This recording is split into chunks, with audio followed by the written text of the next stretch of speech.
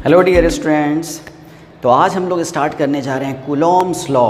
जी हाँ, Coulomb's law आज हम लोग स्टार्ट करेंगे, इससे रिलेटेड कॉन्सेप्ट सीखेंगे। देखिए, जैसा कि पिछले लेक्चर यानी कि इलेक्ट्रोमैग्नेटिज्म के लेक्चर नंबर 1 में हम लोगों ने क्या क्या चीज़ें देखी थी, कुछ याद हैं आपको? जी हाँ, इलेक्ट्रोमैग्नेटिज्म के लेक्चर 1 में हम लोगों ने ये देखा था कि किस तरह से इलेक्ट्रोमैग्नेटिज्म नाम की जो फिज़िक्स की ब्रांच है वो एग्जिस्टेंस में आई। कैसे लोग पहले सेपरेट फॉर्म में पढ़ते थे, इलेक्ट्रिसिटी अलग स्टडी की जाती थी, मैग्नेटिज्म अलग स्टडी किया जाता था, लेकिन इन दोनों में इंटरडिपेंडेंस पाए जाने की वजह से, इनके यूनिफिकेशन से यानी कॉम्बिनेशन से एक नई ब्रांच सामने आई जिसको बोला जाता है इलेक्ट्रोमैग्नेटिज्म। तो ये सारी चीज़ें हम लोगों ने पिछले लेक्चर यानी लेक्चर 1 में सीखा था।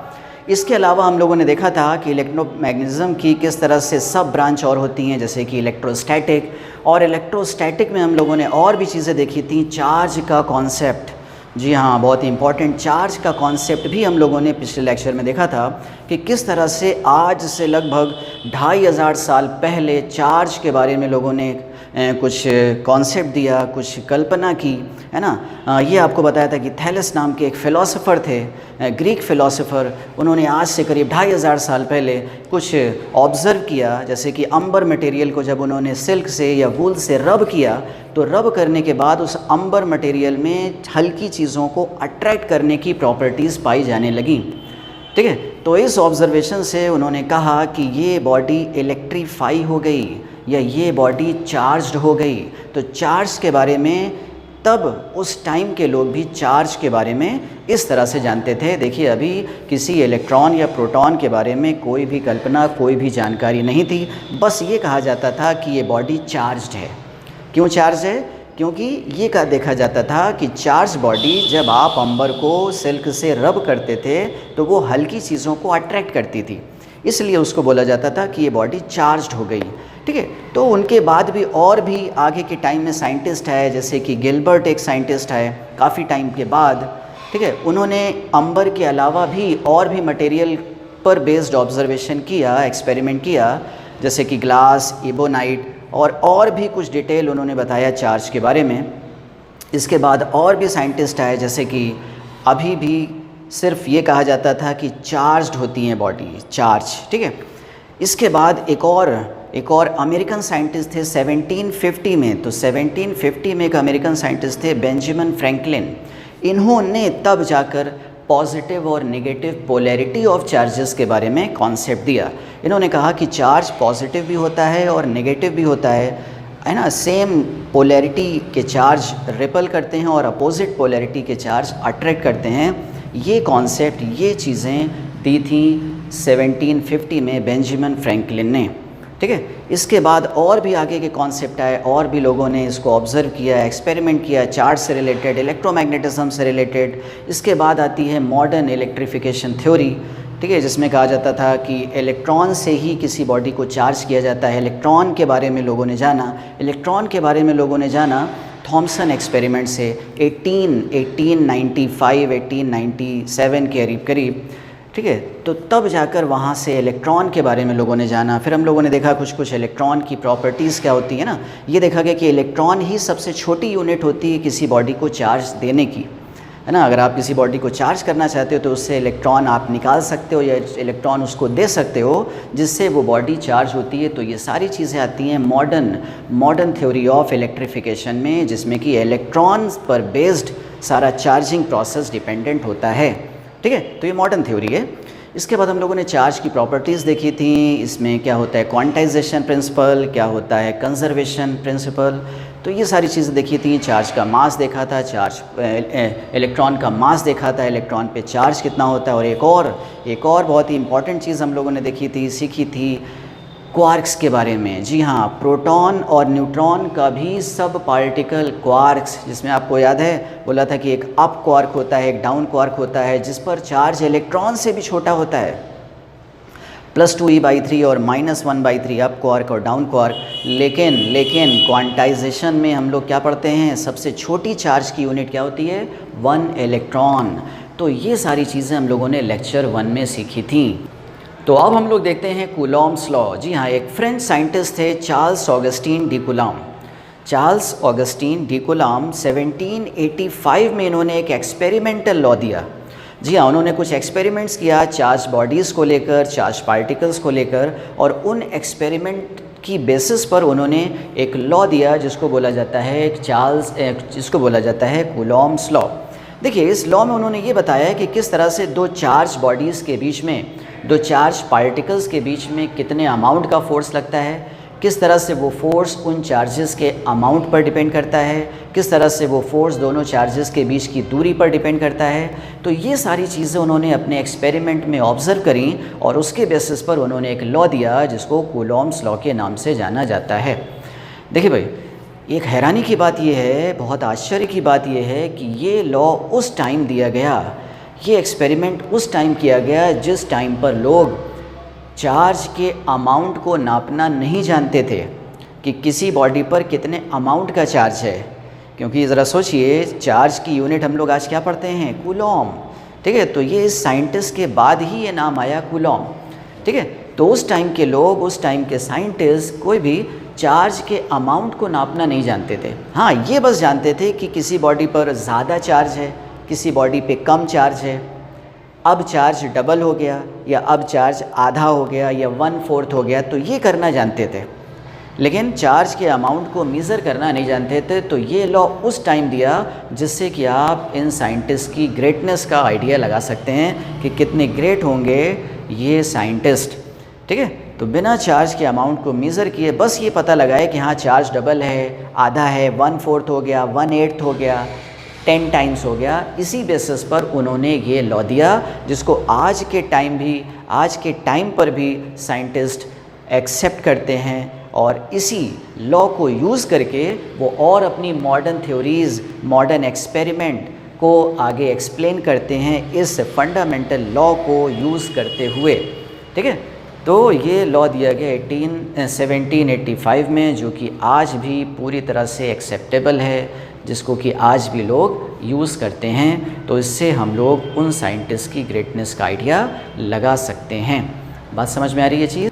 तो बहुत अच्छे से समझिएगा पूरा लेक्चर, बहुत सीरियस वे में पूरा वीडियो देखिएगा क्योंकि ये पूरा लेक्चर बहुत ही इंटरेस्टिंग होने वाला है।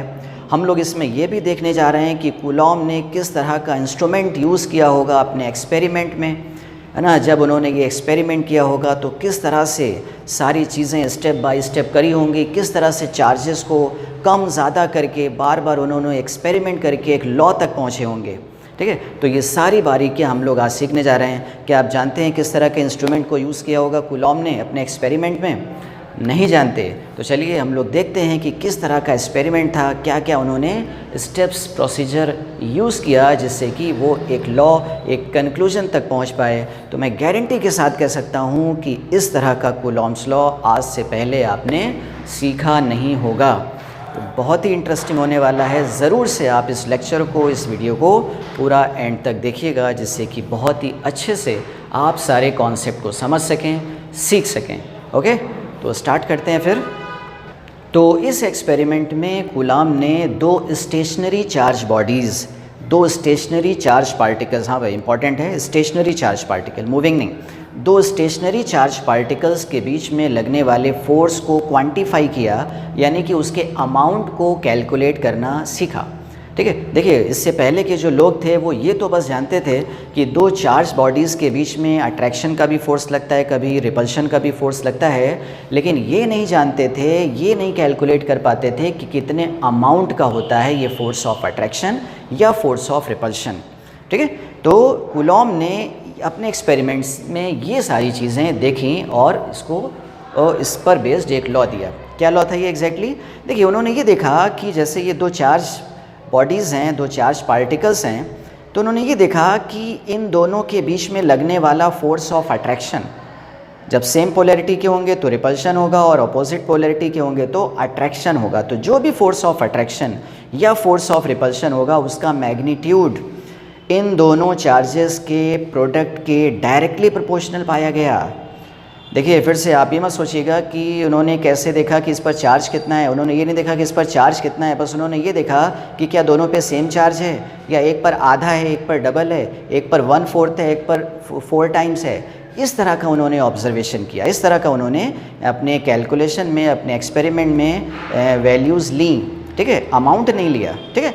तो इन दोनों चार्जेस के बीच में लगने वाला जो फोर्स ऑफ अट्रैक्शन था या फोर्स ऑफ रिपल्शन था वो इन दोनों चार्जेस के प्रोडक्ट के डायरेक्टली प्रोपोर्शनल था और इन दोनों चार्जेस के बीच की दूरी के स्क्वायर के इन्वर्सली प्रोपोर्शनल, ठीक है। तो ये एक्सपेरिमेंट उन्होंने किया और ये चीज़ ऑब्जर्व करी, एक्सपेरिमेंटली कैलकुलेट करी, ठीक है। तो इसी पर बेस्ड जो फोर्स इनके बीच में लगता था इसको नाम दिया गया इलेक्ट्रोस्टैटिक फोर्स और कूलॉम फोर्स, ठीक है।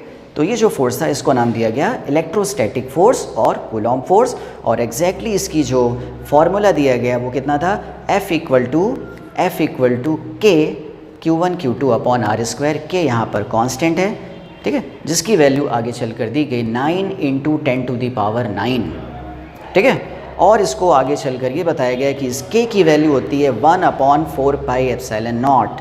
ε0 का नाम होता है permittivity of free space, vacuum. Permittivity को आप इस तरह से आप सोच सकते हो, फील कर सकते हो कि परमिटिविटी किसी मीडियम की इलेक्ट्रिक एनर्जी स्टोरेज करने की क्वालिटी होती है, प्रॉपर्टी होती है किसी स्पेस की, किसी मीडियम की, ठीक है, कि कितना ज़्यादा, कितना अच्छे से कोई इलेक्ट्रिक एनर्जी को स्टोर कर सकता है, ये चीज़ डिसाइड होती है उसकी परमिटिविटी से, ठीक है।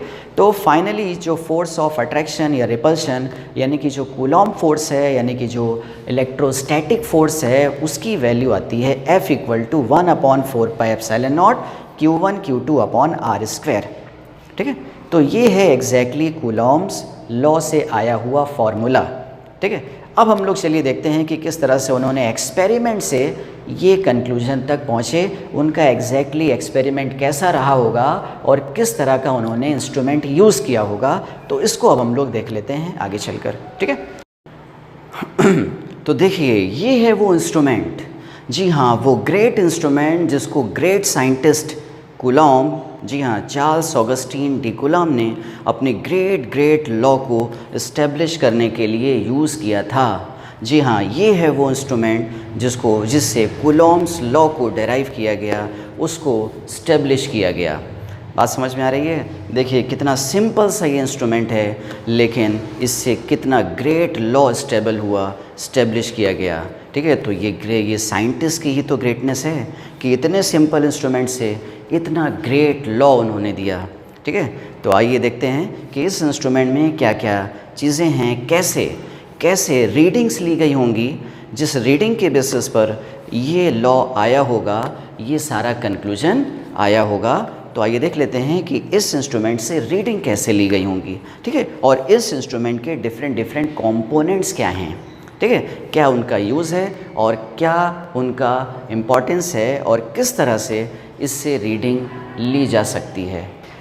इस इंस्ट्रूमेंट को बोला जाता है टॉर्शन बैलेंस, ठीक है, एक तरह का बैलेंस है जिसको बोला जाता है टॉर्शन बैलेंस। देखिए ये हाईली सेंसिटिव बैलेंस है जो कि वीक फोर्स को भी मेज़र करने के काम आता है। लाइक अगर वीक ग्रेविटेशनल फोर्स को भी अगर आप मेज़र करना चाहते हो, दो मासेस के बीच में लगने वाला ग्रेविटेशनल फोर्स ऑफ अट्रैक्शन, उसके लिए भी आप इस तरह के इंस्ट्रूमेंट को यूज़ कर सकते हो। क्यों? क्योंकि ये हाईली सेंसिटिव होता है। देखिए ये बेस्ड होता है टॉर्शन पर, टॉर्शन बैलेंस है, ये बेस्ड है टॉर्शन पर। देखिए ज़रा सोचिए, अभी मैंने आपको बताया कि force, static force, electrostatic force, Coulomb force का फॉर्मूला क्या था, F equal to 1/4πε0 Q1 Q2 upon R square. यानी कि जो फोर्स है वो चार्जेस के प्रोडक्ट के प्रोपोर्शनल है और दूरी के इन्वर्सली प्रोपोर्शनल है। ज़रा सोचिए इस लॉ तक पहुंचने के लिए क्या क्या चैलेंजेस रहे होंगे। एक तो चैलेंज ये रहा होगा कि किस तरह से दो चार्ज बॉडी के बीच में लगने वाले फोर्स को मेज़र किया जाए, और दूसरा चैलेंज ये रहा होगा कि किस तरह से डिफरेंट वैरायटी के चार्जेस को यूज़ किया जाए। यानी कि कभी Q, कभी Q/2, कभी 3Q, कभी 4Q, कुछ इस तरह से डिफरेंट वैरायटी के चार्जेस हमें चाहिए थे। अरे भाई, क्योंकि एक लॉ तक पहुंचना है ना, तो लॉ तक किसी एक या दो एक्सपेरिमेंट से तो नहीं पहुंचा जा सकता ना, हज़ारों एक्सपेरिमेंट किए गए होंगे तब जाकर इस लॉ तक पहुंचा गया होगा। तो दो चैलेंज है, एक तो फोर्स के अमाउंट को नापना, मेज़र करना, और दूसरा डिफरेंट वैरायटी के चार्जेस को यूज़ करना। अब देखिए फोर्स के अमाउंट को मेज़र करने के लिए क्या काम किया गया, फोर्स के अमाउंट को मेज़र करने के लिए टॉर्शन प्रिंसिपल यूज़ किया गया। इलास्टिसिटी का एक कॉन्सेप्ट होता है टॉर्शन। टॉर्शन में ये कहा जाता है कि अगर एक कॉर्ड अगर है, सपोज़ ये कॉर्ड है, इसमें अगर आप ऐंठन इसको ट्विस्ट करिए, इसको ट्विस्ट करेंगे तो जितना ज़्यादा फोर्स लगाएंगे उतना ज़्यादा इसमें ट्विस्टिंग आएगी। यानी कि अगर ट्विस्टिंग का अमाउंट ज़्यादा है इसका मतलब है कि इस पर अप्लाइड फोर्स ज़्यादा लगा होगा, और अगर ट्विस्टिंग का अमाउंट कम है तो कम फोर्स लगा होगा। बात समझ में आ रही है? तो ट्विस्टिंग पर बेस्ड होता है ये टॉर्शन बैलेंस, ठीक है। तो जितना ज़्यादा वायर घूमेगा, ट्विस्ट होगा, ऐंठन आएगा, उतना ज़्यादा फोर्स लगाया गया होगा, उतना ज़्यादा फोर्स जनरेट हुआ होगा। तो इस कॉन्सेप्ट से, इस मेथड से तो फोर्स के अमाउंट तक पहुंचा गया होगा। अच्छा भाई, अब डिफरेंट वैरायटी के चार्जेस को कैसे लिया गया होगा, ज़रा इसको सोचिए। देखिए डिफरेंट अमाउंट के, डिफरेंट वैरायटी के चार्जेस को इस तरह से लिया गया। देखिए उस टाइम के लोग चार्ज को मेज़र करना तो नहीं जानते थे, लेकिन चार्ज को हाफ करना, 1/4 करना, ये सब जानते थे। कैसे? वो ये जानते थे कि अगर एक चार्ज्ड बॉडी है, अगर उसी के जैसी एक मेटेलिक चार्ज बॉडी है, उसी के जैसी अगर एक और मेटेलिक आइडेंटिकल शेप साइज़ की, सेम मटेरियल की एक और न्यूट्रल बॉडी अगर ली जाए, ये चार्ज बॉडी और ये न्यूट्रल बॉडी सेम, और दोनों को अगर टच करा दिया जाए तो इसका चार्ज आधा आधा बढ़ जाता है। यानी अगर आपने एक बॉडी को किसी तरह से चार्ज किया, कैसे चार्ज किया होगा? वही पुराना प्रोसेस, रब करके। तो आपने अगर एक बॉडी को रब करके चार्ज किया और सपोज़ इस पर चार्ज आ गया Q। अब अगर इस Q चार्ज बॉडी को एक और सेम न्यूट्रल बॉडी के साथ में टच करा दोगे तो इसका Q का चार्ज आधा आधा हो जाएगा। यानी कि अब आपके पास दो सेम मैग्नीट्यूड के चार्ज आ गए, Q/2। अब आप इसमें एक्सपेरिमेंट करिए और देखिए इस पर कितना फोर्स लगा, इसको ऑब्ज़र्व करिए। आप क्या करिए, और वैरायटी आपको चाहिए तो एक और थर्ड बॉडी ले लीजिए, एक और न्यूट्रल मेटेलिक बॉडी, और इस Q/2 को उस न्यूट्रल बॉडी से टच कराइए तो इसका Q/2 भी आधा आधा हो जाएगा, Q/4। तो अब आपके पास देखिए क्या क्या हो गया, एक Q/2 हो गया, एक Q/4 हो गया। अब आप इन दोनों में एक्सपेरिमेंट कराइए और फोर्स के अमाउंट को देखिए। तो इस तरह से डिफरेंट वैरायटी के चार्जेस की अवेलेबिलिटी हुई, कमी को पूरा किया गया है कि कैसे हम डिफरेंट बहुत सारे वैरायटी के चार्जेस को बनाएं, जिससे कि हम अलग अलग बहुत बार एक्सपेरिमेंट को परफॉर्म कर सकें और कंक्लूजन तक पहुंच सकें। ठीक है, तो ये दो चैलेंजेस इस तरह से पूरे किए गए, एक तो फोर्स मेज़र करने वाला चैलेंज और दूसरा डिफरेंट वैरायटी के चार्जेस को लेकर एक्सपेरिमेंट करना। ठीक है, तो इन दो चीज़ों से ये एक्सपेरिमेंट किया गया। अब देखिए एग्जैक्टली कैसे किया गया होगा एक्सपेरिमेंट, इस बात को हम लोग देख लेते हैं। देखिए, तो आइए सबसे पहले हम लोग देख लेते हैं कि इस इंस्ट्रूमेंट के कंपोनेंट्स क्या हैं और उसका इम्पोर्टेंस क्या है और किस तरह से इस इंस्ट्रूमेंट से रीडिंग ली जाती है। ठीक है, देखिए सबसे पहली चीज़ तो ये है कि ये इंस्ट्रूमेंट पूरी तरह से सील्ड है, क्लोज्ड है, क्योंकि अगर हल्की सी भी एयर इसमें चली गई तो ये पूरी रीडिंग को चेंज कर सकती है, वेरिएशन ला सकती है, एरर ला सकती है रीडिंग में, क्योंकि ये बहुत ही हाईली सेंसिटिव इंस्ट्रूमेंट है। इससे बहुत ही वीक फोर्स की कैलकुलेशन होती है, तो इसलिए इस इंस्ट्रूमेंट का पूरा सील्ड होना बहुत ज़रूरी है, जिससे कि एयर इसमें किसी तरह का रीडिंग में चेंज ना ला सके और एक्यूरेट रीडिंग इससे मेज़र हो सके। ठीक है, अब देखिए क्या क्या इसमें कंपोनेंट्स हैं। सबसे पहली चीज़ कि आप देख रहे हैं कि ये नीचे एक सिलेंडर है, सिलेंड्रिकल बॉक्स। ठीक है, इसमें कई तरह की बॉल्स आपको दिख रही होंगी। अब इसके ऊपर भी एक पाइप गया हुआ है, ये पतला पाइप है। इस पाइप के अंदर आप देखिए तो एक वायर आपको दिख रहा होगा। जी हाँ, ये वही वायर है जिसमें ट्विस्टिंग यानी कि ऐंठन जनरेट की जाएगी। ठीक है, अच्छा भाई, इस वायर के एंड पे आप देख रहे होंगे कि एक रॉड लगी हुई है और इस रॉड के दोनों तरफ दो एक बॉल्स लगी हुई हैं, एक बॉल लगी हुई है। ठीक है, ये बॉल ग्रे कलर वाली, इसका रोल ये है कि बस ये इस पूरी रॉड को बैलेंस रखती है, इसको वर्टिकल में रोटेट नहीं होने देती। ठीक है, और इस येलो कलर की बॉल और इस ब्लू कलर की बॉल के बीच में ही हम लोग रिपल्शन को देखते हैं। इन्हीं दोनों बॉल्स के बीच में हम लोग रिपल्शन को मेज़र करेंगे। कैसे रिपल्शन को मेज़र करेंगे? देखिए भाई, रिपल्शन के लिए ही हमें पहले तो इन दोनों बॉल्स को चार्ज करना होगा। चार्ज कैसे किया जाएगा? देखिए इस ब्लू कलर की बॉल को ही आप इस बॉक्स से बाहर निकाल सकते हो, ठीक है। जैसे जैसे रिक्वायरमेंट हो आप इस ब्लू कलर की बॉल को ही बॉक्स से बाहर निकाल सकते हो। तो पहले काम ये किया जाता है कि इस ब्लू कलर की बॉल को आप बाहर निकालिए और इसको चार्ज करिए। देखिए अब चार्ज का मेथड क्या होगा? चार्ज का मेथड वही पुराना कि आप इस बॉल को रब करिए किसी क्लॉथ से, वूल से, सिल्क से।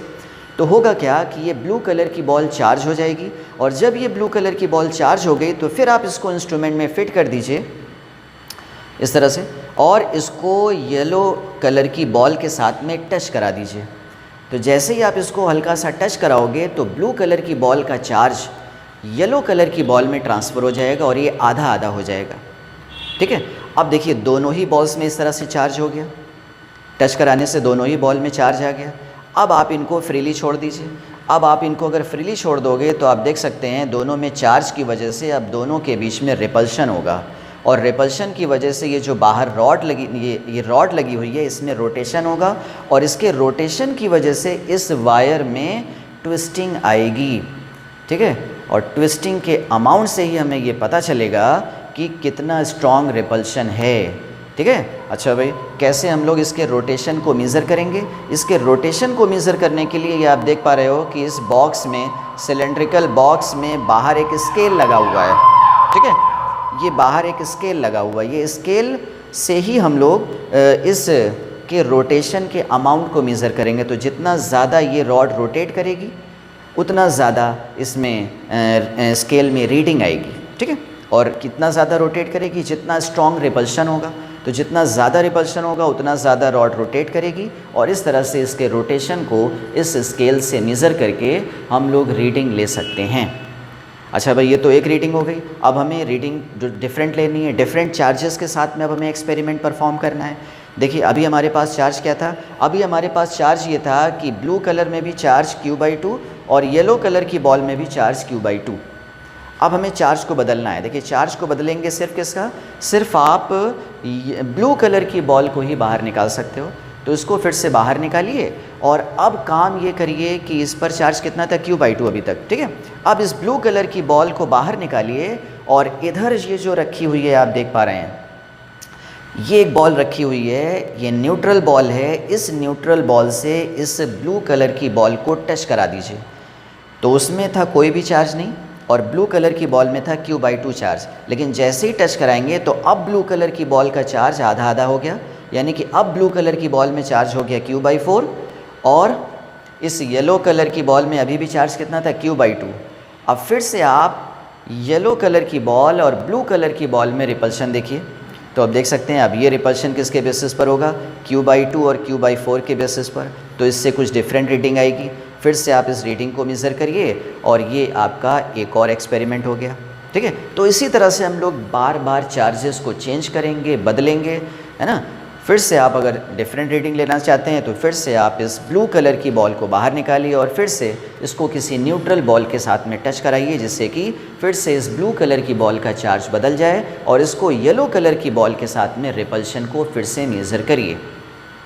बात क्लियर है? तो इस तरह से बहुत सारी रीडिंग्स ली गई होंगी, और इससे किसी कंक्लूजन तक पहुंचा होगा, जिससे कि ये इम्पॉर्टेंट जो लॉ है, ये जो ग्रेट लॉ है, ये स्टेबल हुआ होगा। बात समझ पा रहे हैं? इस पूरे इंस्ट्रूमेंट के कंपोनेंट्स, इनका इम्पॉर्टेंस, और इससे रीडिंग किस तरह से ली गई होगी, ये सारी चीज़ें आपको मैंने डिटेल में बताई, जिससे कि आप कूलॉम्स लॉ की एक अच्छी अंडरस्टैंडिंग रख सकें। इसके पीछे क्या पूरा हिस्ट्री रही, क्या पूरा प्रोसीजर रहा, इसको भी जान सकें, ठीक है। तो ये सारी चीज़ें थी कूलॉम्स लॉ से रिलेटेड एक्सपेरिमेंट और ये इंस्ट्रूमेंट से रिलेटेड बातें, ठीक है। तो आपको समझ में आई होंगी। ओके, तो देखिए अभी तक हम लोगों ने जितनी भी चीज़ें देखी कूलॉम्स लॉ से रिलेटेड, वो हम लोगों ने देखा कूलॉम्स लॉ का एक्सपेरिमेंटल वाला पार्ट, ठीक है, कि किस तरह से उन्होंने एक्सपेरिमेंट परफॉर्म किया, क्या क्या चीज़ें देखी, ऑब्ज़र्व करी, और उससे क्या कंक्लूजन निकाला, और उससे क्या फार्मूला दिया।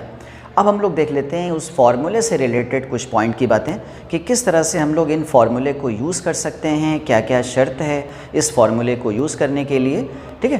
तो देख लेते हैं कि इससे, इन एक्सपेरिमेंट से जो फार्मूला निकल कर आया उससे रिलेटेड क्या क्या ख़ास बातें हैं। देखिए ये फार्मूला, ये चीज़ ऑब्ज़र्व करी कूलॉम ने कि भाई दो चार्ज पार्टिकल्स अगर कुछ दूरी पर रखे हैं और इनके मैग्नीट्यूड हैं Q1 Q2, तो इनके बीच में लगने वाला फोर्स ऑफ अट्रैक्शन या force of repulsion, like charge होगा तो रिपल्शन और अपोजिट चार्ज होगा तो अट्रैक्शन। ठीक है, तो अगर हम लोग लाइक चार्ज मानकर चलें तो ये लगेगा फोर्स, देखिए ये चार्ज 1 है, ये चार्ज 2 है, तो हम लोग इसको नाम देते हैं फोर्स ऑन 1 ड्यू टू 2। ठीक है, नाम देने के लिए। और ये क्या है, फोर्स ऑन 2 ड्यू टू 1, ये इस तरह से इसको लिखा जाता है। और पढ़ा कैसे जाएगा, force on 1 due to 2 and this will be read as force on 2 due to 1। अब देखिए, तो ये जो दोनों फोर्स होते हैं वो मैग्नीट्यूड वाइज सेम होते हैं, यानी जितना एक चार्ज दूसरे पर लगाएगा उतना ही दूसरा चार्ज पहले पर लगाएगा, पहली चीज़। तो इनका जो मैग्नीट्यूड है ये दोनों सेम होता है। ठीक है, अच्छा भाई, इस मैग्नीट्यूड के बारे में क्या देखा गया, मैग्नीट्यूड के बारे में ये देखा गया कि Q1 और Q2 के प्रोडक्ट के डायरेक्टली प्रोपोर्शनल होता है ये फोर्स, और ये जो फोर्स है वो इनके बीच की दूरी के इन्वर्सली प्रोपोर्शनल होता है। ठीक है, अच्छा भाई, यानी कि ये जो F है ये इक्वल होता है या प्रोपोर्शनल होता है Q1 Q2 upon R square. ठीक है, तो अगर हम लोग इसको इस तरह से कहें तो ये कांस्टेंट होगा K1 K2 upon R square, और इसी कांस्टेंट को आगे चलकर बताया गया कि इसकी वैल्यू होती है 1/4 पाई एप्सिलॉन नॉट। ये जो E के जैसा दिखने वाला सिंबल है इसको पढ़ा जाता है एप्सिलॉन नॉट या एप्सिलॉन 0, आप ये भी कह सकते हैं। ठीक है, तो ये Q1 Q2 upon R square, और इस कांस्टेंट की वैल्यू बताई जाती है 9 × 10⁹ देखिए, इस एप्सिलॉन नॉट के बारे में ये जान लीजिए, इसका नाम होता है permittivity of free space vacuum.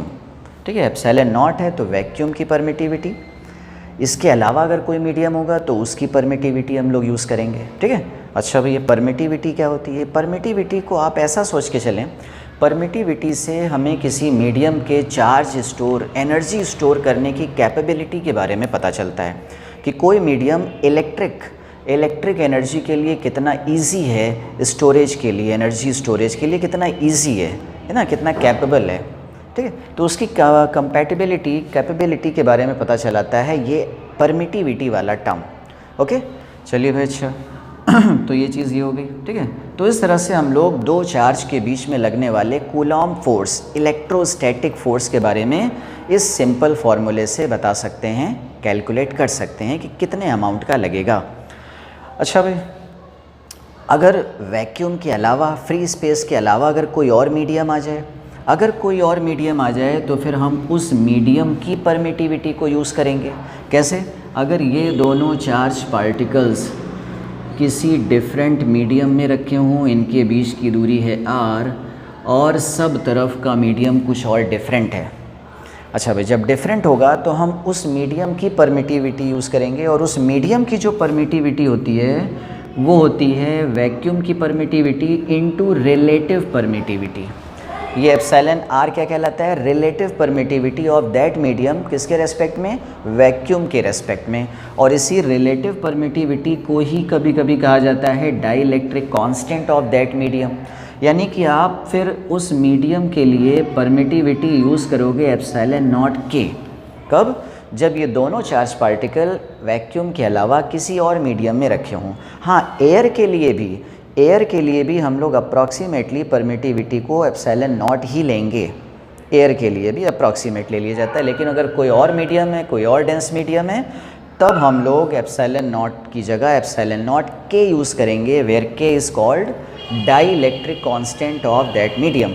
ठीक है, तो अब इन दोनों के बीच में जो फोर्स लगेगा, अभी भी जो फोर्स होगा, फोर्स ऑन 1 ड्यू टू 2, इसका मैग्नीट्यूड इक्वल होगा फोर्स ऑन 2 ड्यू टू 1, और इसकी वैल्यू अब क्या हुआ करेगी, 1/4 पाई एप्सिलॉन नॉट के Q1 Q2 upon R square. ठीक है, तो ये बेसिक बातें हैं इस फार्मूले से रिलेटेड। और देखिए क्या पॉइंट की चीज़ें हैं, इस फार्मूले को यूज़ करने से पहले और क्या क्या चीज़ें आपको पता होनी चाहिए। तो ये तो मोटा मोटा आपको बताया कि किस तरह से ये फार्मूला है और कैसे आप इसको यूज़ कर सकते हो, इसके टर्म्स क्या क्या हैं। ठीक है, अब देखिए ये फार्मूला एप्लीकेबल और कब होगा, और तब एप्लीकेबल होगा, पहली पॉइंट की चीज़, कि इन दोनों चार्जेस को पॉइंट चार्ज होना बहुत ज़रूरी है। देखिए, पॉइंट चार्ज हो या इन चार्जेस का जो साइज़ है इनके बीच की दूरी के कंपैरिजन में बहुत ही नेग्लिजिबल हो, या तो ऐसा मान के चलें। ठीक है, इसी को हम लोग बोलते हैं पॉइंट चार्ज। तो पॉइंट चार्ज हो या इन चार्जेस का जो लीनियर साइज़ है वो इनके बीच की दूरी के कंपैरिजन में अगर बहुत कम है तभी हम लोग इस फॉर्मूले को यूज़ कर सकते हैं। तो पहले पॉइंट की चीज़ कि इन चार्जेस का पॉइंट चार्ज यानी बहुत छोटे साइज़ का होना कंपलसरी है, तभी ये कूलॉम्स लॉ वाला फार्मूला एप्लीकेबल है।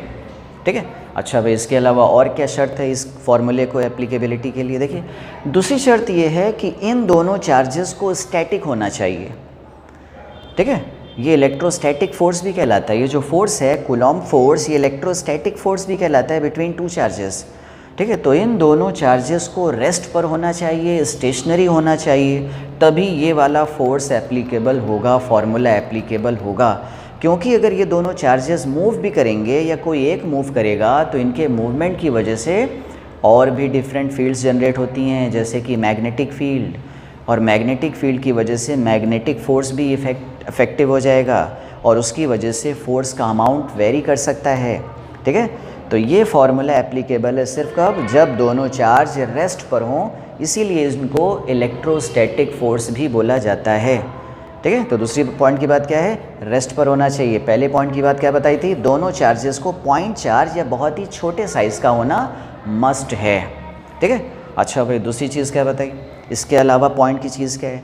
इसके अलावा पॉइंट की बात ये है कि ये जो फोर्स होता है सेंट्रल फोर्स है, जितना एक लगाएगा दूसरे पर उतना ही दूसरा लगाएगा पहले पर। फोर्सेस का मैग्नीट्यूड सेम रहता है, डायरेक्शन ऑपोजिट होगी।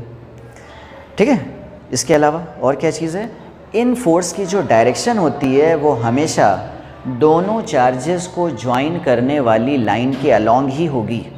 ठीक है, हमेशा दोनों चार्जेस को ज्वाइन करने वाली लाइन के अलोंग ही लगेगा फोर्स। यानी ये Q1 है, ये Q2 है, तो आप इन दोनों चार्जेस को ज्वाइन करिए तो फोर्स या तो इधर लगेगा या फोर्स इस डायरेक्शन में लगेगा।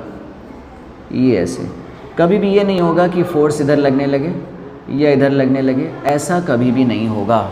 ठीक है, तो इसीलिए इसको कहा जाता है सेंट्रल फोर्स। ये हमेशा दोनों को ज्वाइन करने वाली लाइन के अलोंग लगता है, इक्वल और अपोजिट लगता है। इसको एक और बोला जाता है, ये म्यूचुअल फोर्स होता है। म्यूचुअल फोर्स का मतलब जितना एक लगाएगा दूसरे पर उतना दूसरा लगाएगा पहले पर। तो म्यूचुअल फोर्स ऑफ अट्रैक्शन या म्यूचुअल फोर्स ऑफ रिपल्शन के नाम से भी आप इसको जानते हो। ठीक है। अच्छा भाई, इसके अलावा पॉइंट की बात क्या है? इसके अलावा पॉइंट की बात एक और है, मोस्ट इम्पॉर्टेंट। ये फार्मूला तभी एप्लीकेबल है जब दोनों पॉइंट चार्ज एक ही मीडियम में रखे हों। क्या बताया? ये फार्मूला तभी एप्लीकेबल है जब दोनों पॉइंट चार्ज एक ही तरह के मीडियम में रखे हों। या तो पूरा मीडियम एयर हो, या पूरा मीडियम कोई वैक्यूम हो, या पूरा जो भी मीडियम है वो एक समान हो, होमोजीनियस हो। ठीक है। अगर मीडियम अलग अलग हो गया, यानी कि ये चार्ज किसी मीडियम में, वो चार्ज किसी और मीडियम में है, तो आप डायरेक्ट इस फॉर्मूले को अप्लाई नहीं कर सकते हो। हाँ, तब भी हम लोग फोर्स कैलकुलेट कर सकते हैं। अभी इस चीज़ को भी देखेंगे, बहुत इंपॉर्टेंट चीज़ है ये, रेयर ही कहीं मिलती है, बुक्स में मिलती है। तो इस चीज़ को भी हम लोग कैलकुलेट करना अभी सीखेंगे जस्ट थोड़ी देर बाद। तो ये ध्यान रखिए कि जब भी दोनों चार्ज अलग अलग मीडियम में होंगे तो डायरेक्ट ये फार्मूला एप्लीकेबल नहीं होगा। ये फार्मूला डायरेक्ट कब एप्लीकेबल होगा? या तो दोनों चार्जेस एयर वैक्यूम में हो, या दोनों चार्जेस किसी भी मीडियम में हो, सेम मीडियम में होना चाहिए। अगर अलग अलग मीडियम में हुए तो उसको कैलकुलेशन अभी हम लोग थोड़ा देखते हैं अलग से। ठीक है, तो ये एक पॉइंट की चीज़ है। ठीक है, तो ये सारी चीज़ें हैं जो कि आपको पता होनी चाहिए इस फार्मूले को अप्लाई करने के लिए। ठीक है। अच्छा भाई, एक और पॉइंट की चीज़ देख लीजिए। देखिए, ठीक है, तो इसको आप नोट कर लीजिएगा। स्क्रीन पॉज करके आप इसको नोट कर सकते हैं। जो मैंने स्टेटमेंट बोले उसको आप बीच बीच में नोट करते जाया करिए। ठीक है। देखिए, इसके अलावा चीज़ें देख लेते हैं। देखिए, जैसे दो चार्जेस के बीच में जो भी फोर्स लगता है, इन फोर्स के मैग्नीट्यूड में कोई चेंज नहीं आता अगर यहाँ पर कोई तीसरा चार्ज भी रखा जाए। जैसे कि एक चार्ज है Q1, एक चार्ज है Q2, तो जो भी अभी फोर्स लगेगा, मान लीजिए कि FF का फोर्स लग रहा है। ठीक है, अगर यहाँ पर आप कोई तीसरा चार्ज रख देते हो तो इस F के मैग्नीट्यूड में कोई चेंज नहीं आएगा। F की वैल्यू अभी भी क्या हुआ करेगी?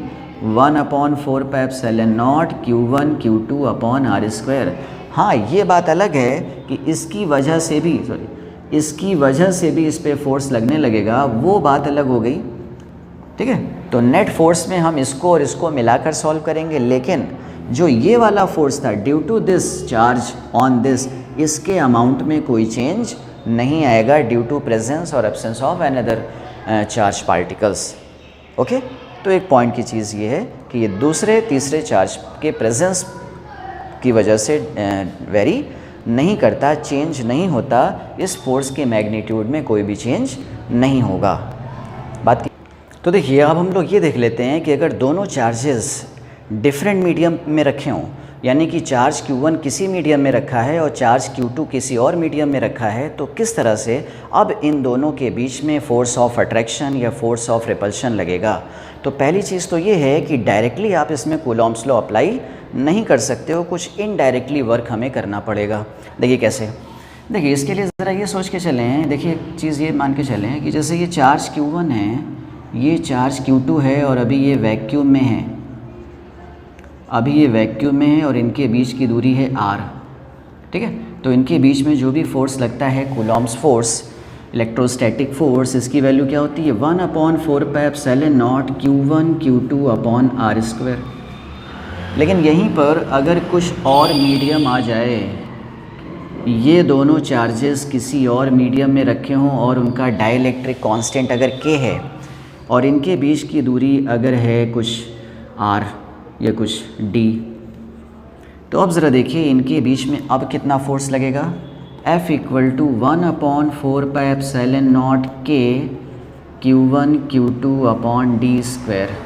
ठीक है, देखिए क्या इसको हम लोग इस तरह से भी ब्रेक कर सकते हैं, 1/4πε0 Q1 Q2/√k टाइम्स d का होल स्क्वायर। देखिए अगर हम लोग इसको इस तरह से ब्रेक करके सोचें तो क्या ये देखने में कुछ ऐसा लग रहा है कि भाई मीडियम तो वैक्यूम ही है, क्योंकि यहाँ पर क्या यूज़ हो रहा है 1/4πε0, बस कहाँ पे चेंज दिख रहा है, चेंज ये दिख रहा है कि दूरी वेरी कर गई, दूरी बदल गई। ठीक है, तो इससे एक बहुत इम्पॉर्टेंट रिज़ल्ट ये निकला कि अगर दो चार्ज किसी डिफरेंट मीडियम में रखे हों कुछ दूरी पर, तो वो दूरी वैक्यूम के जैसी ट्रीट होने लगती है ना, वो फोर्स वैक्यूम के जैसा ट्रीट होने लगेगा अगर आप उस दूरी को इस दूरी से रिप्लेस कर दें। फिर से सोचिए, फिर से सुनिए, क्या बोला कि अगर दो चार्जेस किसी वैक्यूम के अलावा किसी और डिफरेंट मीडियम में रखे हों कुछ दूरी पर, ठीक है, तो ये दूरी को जब आप रिप्लेस कर देते हो √k टाइम्स d से, जब आप रिप्लेस कर देते हो, तो ये फिर वैसी ही सिचुएशन बन जाती है जैसे कि मानो ये दोनों चार्ज वैक्यूम में रखे हों। ठीक है, क्यों? क्योंकि ज़रा यहाँ पे देखिए, अगर ये दोनों चार्ज भले ही डिफरेंट मीडियम में रखें, तो अगर हम लोग यहाँ पर वैक्यूम मान कर चलें, तो बताइए अब इस दूरी को अगर हम लोग इससे रिप्लेस कर दें तो क्या फोर्स ऑफ अट्रैक्शन या रिपल्शन वही आएगा जो किसी और मीडियम में होने की वजह से आता था? हाँ, ये वही चीज़ तो बन जाएगी, ये चीज़। तो ये एक इम्पॉर्टेंट रिप्लेसमेंट है ये चीज़। ठीक है, तो अगर कोई दूरी d है और ये चार्जेस किसी मीडियम में रखे हों, तो आप उस दूरी को इस दूरी से रिप्लेस कर दीजिए, तो ये वैसे ही ट्रीट होने लगेगा जैसे कि मानो अब मीडियम कोई डिफरेंट नहीं है, अब वैक्यूम ही है। ठीक है, तो ये रिप्लेसमेंट बहुत इंपॉर्टेंट है, हम लोग इसी को यूज़ करके अभी सिचुएशन इसको डेराइव करेंगे। बात सही है? तो ये रिप्लेसमेंट याद रखिएगा कि आप इस तरह से डिस्टेंस को रिप्लेस कर दीजिए, तो फिर ये वैसे ही सब ट्रीट होने लगता है जैसे कि मानो वैक्यूम है। ओके, चलिए भाई, अच्छा अगर ऐसा है तो अब देखिए, अब ज़रा देख लीजिए, क्या देखिए, जैसे ये देखिए, ये चार्ज है Q1 और ये चार्ज है Q2, यहाँ से लेकर यहाँ तक का मीडियम कुछ है, ये मीडियम कुछ है और ये मीडियम का डाइलेक्ट्रिक कांस्टेंट K है और ये वही वैक्यूम है। ठीक है, इनके बीच की दूरी वैसे तो R है, लेकिन D डिस्टेंस तक का जो मीडियम है वो कोई डिफरेंट मीडियम है। तो बताइए बचा हुआ डिस्टेंस क्या हो गया, r माइनस डी, यानी r माइनस डी तक तो वैक्यूम है, लेकिन जो d है वो डिफरेंट मीडियम है। तो अभी हम लोगों ने क्या सीखा, अगर आप d को इससे रिप्लेस कर देते हो तो ये मीडियम भी वैसे ही ट्रीट होने लगता है जैसे कि मानो वैक्यूम। तो अगर हम d को उससे रिप्लेस कर दें तो क्या फिर ये पूरा मीडियम होमोजीनियस हो जाएगा, वैक्यूम हो जाएगा। और अगर आप इसको d को इससे रिप्लेस करोगे यानी कि रूट के टाइम्स d से, और ये अब बची दूरी कितनी, r माइनस डी, तो टोटल दूरी ये हो गई और ये पूरा क्या बन गया, ये पूरा बन गया वैक्यूम। तो अब इसमें आप फोर्स का फॉर्मूला क्या अप्लाई करोगे, 1/4πε0 Q1 Q2 अपॉन रूट के D plus r minus D का होल स्क्वायर। ये देखिए ये इंपॉर्टेंट डेरिवेशन इस तरह से हम लोग हैंडल करेंगे। अगर दोनों चार्जेस डिफरेंट मीडियम में रखे हों तो कितना इलेक्ट्रोस्टैटिक फोर्स ऑफ अट्रैक्शन या रिपल्शन लगेगा इनके बीच में, ये इस तरह से हम लोग जानेंगे। तो इम्पॉर्टेंट फैक्टर, इम्पॉर्टेंट पॉइंट क्या है, ये इस तरह का रिप्लेसमेंट, ठीक है। तो अगर कोई दूरी d है किसी डिफरेंट मीडियम में तो आप उस दूरी को इस दूरी से रिप्लेस कर दीजिए तो ये वैसे ही बन जाता है जैसे कि वैक्यूम। बस इसको आप मान के चलिए, इसको आप पकड़ कर चलिए, ठीक है। तो एक चीज़ ये हो गया कि अगर कुछ में कुछ मीडियम हो, कुछ दूरी में कुछ मीडियम वैक्यूम हो, तो अब इनके बीच में फोर्स कितना लगेगा इस तरह से हम लोग बता सकते हैं। चलिए भाई, अगर दोनों ही मीडियम अलग अलग हो तो भी हम लोग इसको देख सकते हैं फटाफट। इसको आप पॉज करके नोट कर लीजिएगा सारी चीज़ें। देखिए सपोज़ दोनों ही चार्जेस अलग अलग मीडियम में हैं, ये चार्ज Q1 और ये चार्ज Q2, यहाँ पर मीडियम कुछ है और यहाँ पर मीडियम कुछ और है। इस मीडियम का डाइलेक्ट्रिक K1 है और इस मीडियम का डाइलेक्ट्रिक K2 है। ये है D1 दूरी और ये है D2 दूरी। अब हमसे पूछा जा रहा है कि कितना लगेगा इन दोनों के बीच में फोर्स ऑफ अट्रैक्शन या रिपल्शन। तो अभी हम लोगों ने क्या सीखा कि अगर किसी मीडियम की कोई दूरी d होती है तो उसको अगर आप रूट के d से रिप्लेस कर देते हो तो फिर वो वैक्यूम बन जाता है, वैक्यूम के इक्विवेलेंट हो जाता है, ठीक है। तो अगर हम इस दूरी को रिप्लेस कर दें फिर कुछ इसी तरह से Q1, इसी तरह से अगर हम लोग रिप्लेस कर दें तो बताइए इस दूरी को आप किससे रिप्लेस करोगे, ये दूरी हो जाएगी रूट K1d और ये दूरी क्या हो जाएगी रूट K2d, D2, ये D1। यानी अब इनके बीच की दूरी ये हो गई। तो अब बताइए जो भी इनके बीच में फोर्स ऑफ अट्रैक्शन या रिपल्शन लगेगा उसका मैग्नीट्यूड क्या हो जाएगा, 1/4πε0। अब पूरा मीडियम क्या बन चुका है, वैक्यूम बन चुका है, एक समान बन चुका है। इसीलिए अब हम यहाँ पर एप्सिलॉन नॉट यूज़ करेंगे, एप्सिलॉन नॉट यूज़ करेंगे। और यहाँ पर क्या हो जाएगा root K1d1 plus root K2d2 और इसका पूरा होल स्क्वायर, ठीक है। तो ये इस तरह का ये इम्पॉर्टेंट डेरिवेशन है कि किस तरह से हम लोग अब ट्रीट करें जब दोनों चार्जेस डिफरेंट मीडियम में रखे हों। तो इस तरह से आप इस सिचुएशन को हैंडल कर सकते हो। फिर से देखिए इम्पॉर्टेंट पॉइंट क्या था, इम्पॉर्टेंट पॉइंट ये था, इसी को ध्यान में रखते हुए हम लोग सारे डेरिवेशन कर रहे हैं। तो इम्पॉर्टेंट चीज़ें हैं ये आपको जनरली बुक्स में या कहीं पर नहीं मिलती हैं, रेयर है, तो आपको पता होना ज़रूरी है। आप पता है ना, ठीक है। तो इस चीज़ को पता होना ज़रूरी है, ठीक है। तो इसको आप जानिए, समझिए कि किस तरह से हम लोग इसको हैंडल कर रहे हैं। बात क्लियर है। चलिए देखिए एक चीज़ और हम लोग देख लेते हैं इम्पॉर्टेंट, वो ये है कि अभी जो हम लोगों ने ये फोर्स का पैटर्न देखा, फॉर्मूला देखा, ये सारी चीज़ें क्या थी, ये सारी चीज़ें थी स्केलर फॉर्म में। इसी के हम लोग एक वेक्टर फॉर्म भी देख लेते हैं, ठीक है। वेक्टर फॉर्म क्या होती है ज़रा इसको देख लीजिए, ठीक है। तो इसको भी आप नोट कर लीजिएगा, स्क्रीन पॉज करके नोट कर लीजिए। देखिए तो इसकी वेक्टर फॉर्म क्या होती है, वेक्टर फॉर्म है ना, क्योंकि जो फोर्स है वो वेक्टर होता है, तो वेक्टर के फॉर्म में हमें इस फोर्स का फॉर्मूला पता होना ज़रूरी है। देखिए मान लीजिए कि एक चार्ज है Q1 और कुछ दूरी पर एक और चार्ज है Q2 और यहाँ पर है ओरिजिन, ठीक है। देखिए इसका पोजीशन वेक्टर ओरिजिन के रेस्पेक्ट में है R1 और इसका पोजीशन वेक्टर ओरिजिन के रेस्पेक्ट में है R2, ठीक है। और ठीक है तो अब ज़रा बताइए, अगर दोनों लाइक चार्जेस हैं तो जो भी फोर्स लगेगा, फोर्स ऑन 2 ड्यू टू 1 और ये हो गया फोर्स ऑन 1 ड्यू टू 2, तो पहली चीज़ तो ये कि इन दोनों को ही मिलाने वाली लाइन के अलॉन्ग लगेगा। अच्छा देखिए, क्या इस फोर्स की डायरेक्शन वही है जो इस वेक्टर की डायरेक्शन है? तो अगर हम इस वेक्टर को कैलकुलेट कर लें तो क्या इस फोर्स के वेक्टर फॉर्म तक पहुंच सकते हैं? बिल्कुल पहुंच सकते हैं कि भाई हमें इसका स्केलर वैल्यू तो पता है, अगर हम इस वेक्टर के यूनिट वेक्टर से मल्टीप्लाई कर दें तो ये वेक्टर बन जाएगा। ठीक है, तो ज़रा बताइए ये वेक्टर क्या हो जाना चाहिए? ये वेक्टर हो जाएगा R2 माइनस R1 वेक्टर। ठीक है, तो अब ज़रा बताइए फोर्स ऑन 2 ड्यू टू 1 का वेक्टर फॉर्म क्या बना? इसकी स्केलर वैल्यू, ठीक है, scalar value into position vector unit vector R। बताइए इसकी स्केलर वैल्यू क्या होती है? 1/4πε0 Q1 Q2 upon R square. ये देखिए दोनों के बीच की दूरी तो R ही है ना, R, तो उसके मॉड का स्क्वायर। और यूनिट वेक्टर, किसी वेक्टर का यूनिट वेक्टर कैसे लिखते हैं? उस वेक्टर को उसी के मैग्नीट्यूड से डिवाइड कर देते हैं, तो ये चीज़ बन जाएगी 1/4πε0 Q1 Q2 upon mod R का whole cube into vector R। देखिए ये पूरी चीज़ तो एक स्केलर नंबर है, ये चीज़ पूरे को क्या बना दे रहा है? वेक्टर। ठीक है, तो इस तरह से हम लोग वेक्टर फॉर्म में भी इस फोर्स के फॉर्मूले को देख सकते हैं। This is vector form of formula. ठीक है, तो ये वेक्टर फॉर्म।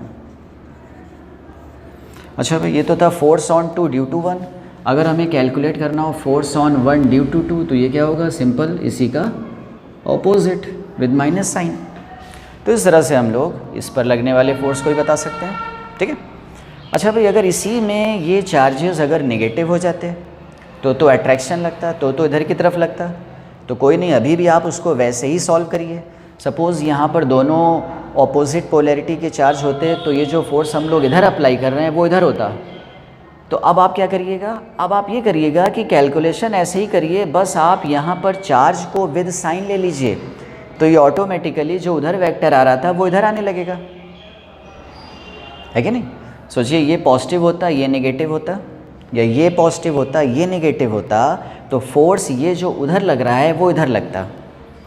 सही, कैलकुलेशन आप ऐसे ही करते, R अभी भी ऐसे ही लेते। ठीक है, लेकिन अब क्या कर देते आप? Q1 को तो पॉजिटिव लेते, Q2 को नेगेटिव लेते, और ये वेक्टर अगर वैसे ही लेते तो ये वेक्टर में माइनस से मल्टीप्लाई होता तो ये इधर की तरफ रिवर्स हो जाता ना। ठीक है, बात समझ में आ रहा है? तो जो आना होगा ये ऑटोमेटिक इसी से आ जाएगा, आपको कुछ अलग से करना नहीं पड़ेगा। कब? जब आप Q1 और Q2 को विद साइन यूज़ करेंगे तो ऑटोमेटिकली ये करेक्ट डायरेक्शन आपको बताने लगेगा। बात क्लियर है? देखिए ये अभी तक हम लोगों ने जो भी चीज़ देखी, जो हम लोगों ने एक्सपेरिमेंटल वाला पार्ट देखा, ये अभी हम लोगों ने कुछ फार्मूले देखे और इससे रिगार्डिंग कुछ पॉइंट सीखे, तो ये सारी चीज़ें कूलॉम्स लॉ में हम लोगों ने चलिए देखी। लेकिन अभी भी देखिए क्वेश्चन सॉल्व करने के लिए हमें बहुत सारी प्रैक्टिस की ज़रूरत है। ठीक है, तो बहुत सारे क्वेश्चन अभी लगाने बाकी हैं, एग्जाम्पल्स लगाने बाकी हैं, जिससे कि इस कॉन्सेप्ट की क्लियरिटी और आए, जिससे कि हमारी स्पीड बने थोड़ी क्वेश्चन को सॉल्व करने की। ठीक है, तो ये सारे काम अब हम लोग नेक्स्ट लेक्चर में करेंगे, तो इस लेक्चर को अभी हम लोग यहीं तक रखते हैं। नेक्स्ट लेक्चर में हो सकता है कि 2 लेक्चर लग जाए, क्योंकि इसमें वेरिएशंस बहुत हो सकते हैं कूलॉम्स लॉ पर बेस्ड, कई तरह के वैरायटी के क्वेश्चन इसमें हो सकते हैं। तो सारे क्वेश्चन, जितनी पॉसिबल वैरायटीज़ हो सकती हैं कूलॉम्स लॉ से रिलेटेड, वो सारी वैरायटीज़ हम लोग कवर करने की कोशिश करेंगे, चाहे वो कॉम्पिटिटिव एग्ज़ाम से रिलेटेड हों, चाहे वो बोर्ड एग्ज़ाम से रिलेटेड हों। ज़्यादातर हम लोग वेरिएशंस कवर करने की कोशिश करेंगे, जिससे कि किसी भी तरह के केस में आपको कोई कन्फ्यूजन ना हो और आप ईज़िली सारे क्वेश्चन को सॉल्व कर सकें। ठीक है, तो इस लेक्चर को यहीं तक रखते हैं। नेक्स्ट लेक्चर में हम लोग इन्हीं सब से रिलेटेड क्वेश्चंस की प्रैक्टिस करेंगे, एग्जाम्पल्स ट्राई करेंगे। ओके।